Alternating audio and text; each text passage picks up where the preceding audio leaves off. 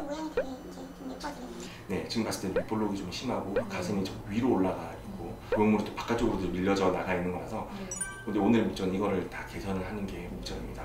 그리고 아마 첫 수술 하셨을 때 이미 통증이 좀 있으셨을 텐데 재수술 하셨을 때는 이미 피부가 아마 늘어나 있는 상태이기 때문에 통증은 뭐 첫 수술 때만큼 보다는 심하지는 않을 거고 다만 피막을 제거했을 때는 일부의 통증이 좀 유발할 수 있는데 통증 조절이나 이런 거는 저희 치과의원님께서 잘 해주실 거라 크게 일상생활에 이제 무리가 되지는 않을 거라 생각합니다. 이제 좀 지방을 좀 써가지고 이제 하이브리드 가슴 착용을 하면은 보형물 경계가 이제 보이는 것도 좀 가릴 수도 있고 그리고 가슴골이 좀 더 모을 수 있고 그리고 이제 움직임이 이제 가슴이 힘을 줬을 때 바깥쪽으로 올라 이런 식으로 올라가게 되죠. 그게 너무 싫은 거예요? 네, 맞아요. 근데 왜 힘을 주는데 왜 가슴을 보이는 음식이지? 네. 이 모양이 너무 예쁘지 않아가지고. 그렇죠. 그게 이제 유선 조직을 대체하기 위해서 이제 보형물이 있는데 이제 아시아분들이 원체 말랐기 때문에 근육 뒤에 보형물이 들어가게 되면 이게 근육을 대신하게 되는 겁니다. 그래서 보디빌더를 보면 가슴이 움직이는 것처럼 이렇게 되니까 이게 그 움직임 자체가 이제 여성분들한테는 이제 불가능한 거거든요. 아무 운동을 많이 한다 하더라도 불가능한 건데 그게 이제 어쩔 수 없이 생기는 거죠. 자꾸 바깥쪽으로 가슴이 이렇게 벌어지니까 CC는 사실 그렇게 크진 않은데 사람들이 봤을 때는 가슴이 엄청 크다고 생각을 하더라고요. 왜냐면 바깥쪽으로 가슴이 나와 있으니까. 근데 옷을 입어도 약간 이렇게 모아져야 예쁜데 자꾸 바깥쪽으로 이렇게 돌출되어 있으니까 가슴이 이렇게 보이는 거. 여기는 사실상 가운데 나오는 거. 맞아요. 그래서 그거를 이제 재배치를 시켜주기 위해서 방법이 여러 가지가 있는데 이중평면을 그대로 두고 수술할 때는 바깥쪽으로 이제 방을 좁혀줄 거고요. 그리고 근막하로 전환을 시킬 때는 바깥쪽으로 방리를 안 할 거예요. 그래서 이제 가슴 모양이 좀 바깥쪽에 있는 걸 안쪽으로 좀 모아줄 수 있게끔 할 겁니다.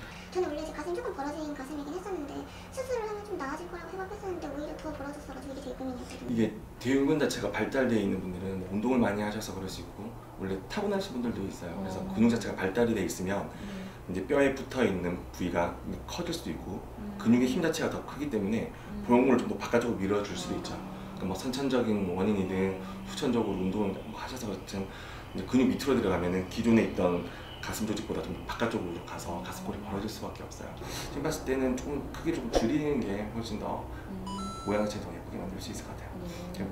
핵심은 모양 만들 거고 촉감이나 그런 움직임에도 자연스러운 가슴을 만들겠다. 이게 오늘의 그런 수술 목표입니다. 그래서 피막 때문에 어쨌든 그 가슴이 좀 딱딱해지는 거잖아요. 네. 그걸 또 이제 촉감도 좋게 만들어주시는 거죠. 그렇죠. 그게 이제 왜 그러냐면 보형물이 들어갔을 때 피막이 안 생길 수가 없어요. 우리 뭐 코 수술도 그렇고 가슴 수술도 그렇고 모든 보형물 혹은 이물이 들어가는 수술은 이제 보형물이 들어가면 그 주위에 피막이 형성이 되거든요. 그래서 만약에 보형물 교체를 한다고 하더라도 피막이 안 생기지는 않는데 그럼 피막을 만들어주는 그런 보형물 자체가 얼마나 생체에 적합성을 띠냐에 따라 가지고 두껍게 생기냐 적게 생기냐 이제 그 차이가 있는 거고요. 피막이 적게 생기면 적게 생길수록 부드러운 건 사실이에요. 그래서 그런 의미에서는 요즘에 나와 있는 그런 보형물들이 훨씬 더 이제 피막을 적게 만들게 되고 그래서 재수술임에도 불구하고 수술 받으셨던 분들이 이전보다 가슴 모양이나 촉감이나 이게 좀 더 자연스럽다고 말씀하는 거는 그만큼 보형물이 좀 더 좋아졌기 때문이에요. 그래서 이제 그런 의미로 생각을 하시면은 이해가 좀 더 쉬우실 거예요. 부유방 쪽에도 좀 지방이 이렇게 있잖아요.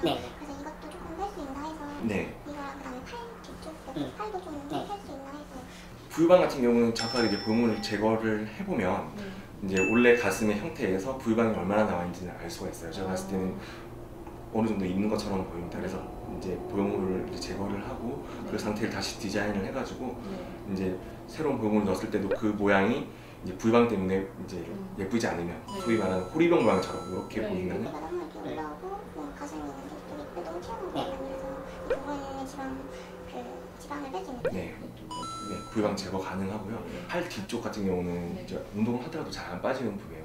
소위 말하는 군살이라서 잘 안 빠지는 부위라 이번에 수술하시면서 이제 팔 뒤쪽에 지방 흡입 그리고 그 말씀하신 허벅지 앞쪽 이런 쪽도 다 지방 흡입이 가능합니다. 그리고 지금 봤을 때는 이전에 들어갔던 보형물이 너무 크기 때문에 보형물을 좀 작은 보형물로 바꿀 수밖에 없어요. 모양을 봤을 때. 그랬을 때 작은 보형물을 쓰게 되면은 우리가 풍선이 한번 불었다가 작아지면은 풍선이 쭈글쭈글 해주실 수밖에 없죠. 그럼 그런 경우에는 그 지방을 이용하면은 피부의 그런 탄력도나 이런 거를 이제 피하 지방이 들어가게 되면서 피부를 좀 확장시켜줄 수가 있으니까 모양도 좀 더 미끈하게 만들 수가 있어요. 그래서 오늘의 목적은 이제 이전 수술에 있었던 이제 모든 그런 합병 기능을 좀 교정을 하고 네. 지방을 이용해서 보형물 수술로 커버할 수 없는 부분까지 채워줄 거고 분산이나 이런 것도 네. 한꺼번에 제거하는 방법으로 네. 수술을 진행하도록 하겠습니다.